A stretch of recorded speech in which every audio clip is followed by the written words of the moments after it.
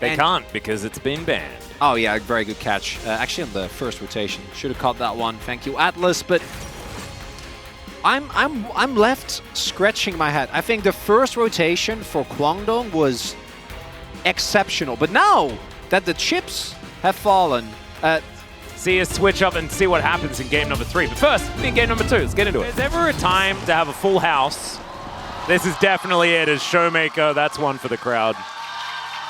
It's been a while since we've seen it, you know? Especially piloted by the man himself. You know, Zeri's there, but outside of that, this is a pretty low Riot level game. We don't have Kasante. We don't have Skarner. As far as the age of the champions, like D+ on the top side, they were almost released, you know? Like Vi was 2011, I'm pretty sure, maybe 2012. You know, Rel and Viego are a little bit newer, but I think Kwangdong is also doing a good job. Jax obviously has been there since forever. Yeah. DK is going to be a lot earlier on the play. So nicely done here. Good recovery by Lucid. And aiming and Kellen again, putting out this early pressure. Yep. Something lane priority. I think AD build first came out. Yep. I don't think we've seen him AP in quite a while. All right, Kingen could be in trouble here. Does have his flash available. Really doesn't want to... Oh, that body slam. Who is this guy? The W as well to make sure he doesn't take too much damage. Damage reduction, keeping him healthy. Yep, level 6 has been hit. We'll have to keep our eyes out for the Destiny Gate combo.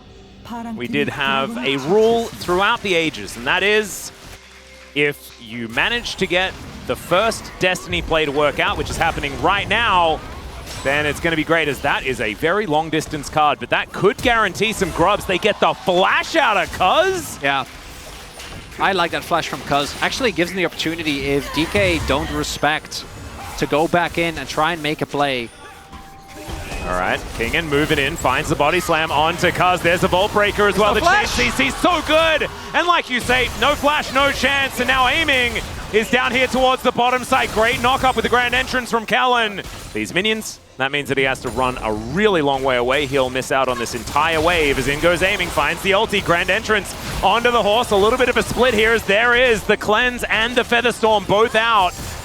And the Blade Caller not going to land onto aiming. Kellen takes a little bit of damage from it, but man, this Gragas is having just the greatest of times. Different Gragas, but it's also still just Gragas. Yeah.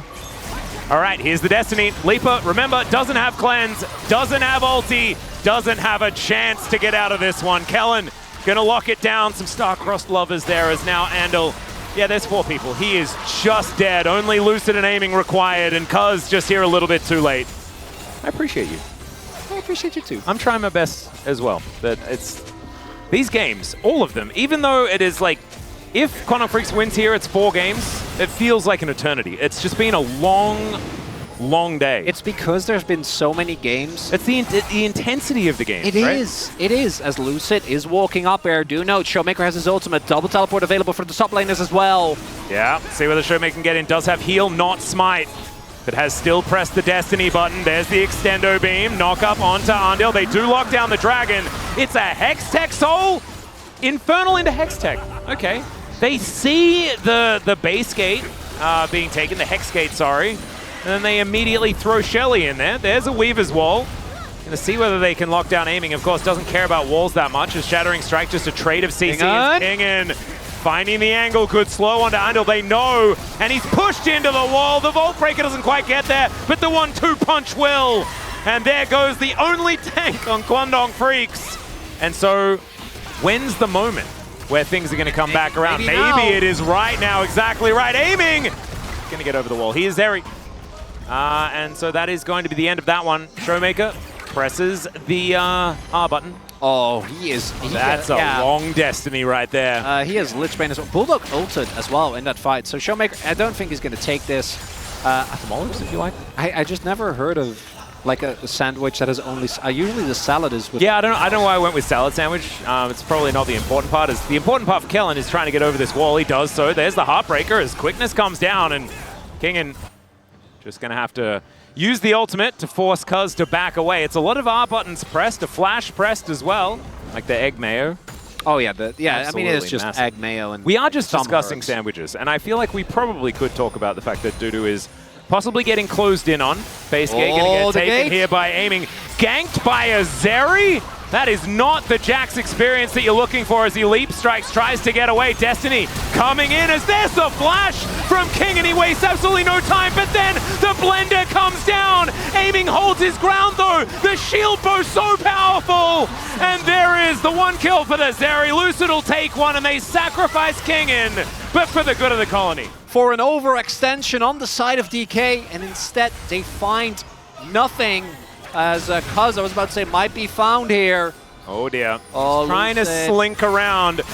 Okay, there's the smite. That'll deny it as he flashes over. But Showmaker's there with the gold card. And not a lot that Cuz can really do. He's going to try and offer as much damage as he can, but Lucid's going to grab it. And now they're going to jump straight on this Baron. Teleport comes in from a newly respawned King in. And D+, it's like game one never happened. Yeah, sure, longest game. Yeah, sure, we're a bit fatigued. You know, it's the second series of the day. Unless Kingen says absolutely not, which he might. The wave just not quite lasting long enough, and there goes the Baron. We'll be able to grab this one as, oh, remember, he does not have the Feather Storm available, and he just dies. Look at King, and he just lets aiming come over and cherry pick the kill. Showmaker now looking for some stragglers. And, oh my goodness, gives him the thumbs up. The special delivery is Andil, I guess, like, came over for solidarity? As it's a double kill for aiming. Of course, aiming's the one that scoops up the kills. That's 5-0 and 1. Sleeper, standing where he shouldn't. Yeah, they come in here, don't worry. 안녕하세요. Said hello! Oh man, the classic Showmaker.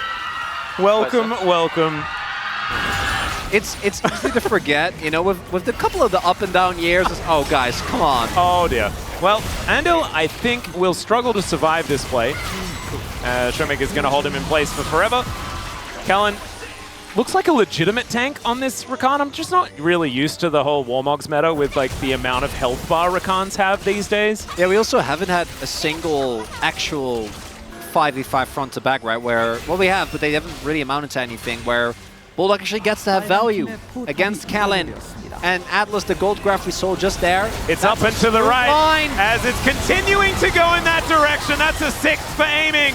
As Leaper, he hops up into the sky and unfortunately had to come back down again. Showmaker, he's going to go golden to avoid dying to the turret. And this is going to be that. 14-1, an absolute shellacking as the Magnus Storm.